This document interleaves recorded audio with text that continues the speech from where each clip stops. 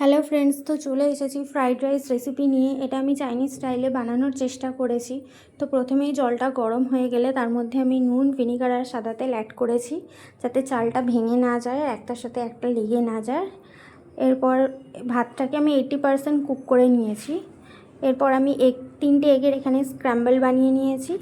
তারপর এখানে নুন দিয়ে ম্যারিনেট করে রাখা চিকেনটাকে ভালো করে ভেজে নিয়েছি। দিয়ে ওই চিকেনের মধ্যেই আমি রসুন, আদা কুচি অ্যাড করেছি। একটু ভালো করে নাড়াচাড়া করে নিয়ে এখানে আমি পেঁয়াজ কুচি অ্যাড করেছি। দিয়ে তারপর ভেজিটেবলসগুলো অ্যাড করে হালকা করে একটু ভেজে নিয়ে এখানে গ্রিন চিলি অ্যাড করে তারপর আমি ভাতটা দিয়ে দিয়েছি এবং এর সাথে আমি একটু হালকা সয়া সস, নুন, চিনি আর একটু গোলমরিচ অ্যাড করে ভালো করে ভাতটাকে মিশিয়ে নিয়েছি।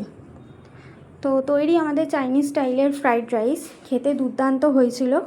তো তোমরা এরকম করে ট্রাই করো, করে আমাকে বলো কেমন হয়েছে খেতে। দেখা হবে পরবর্তী ব্লগে।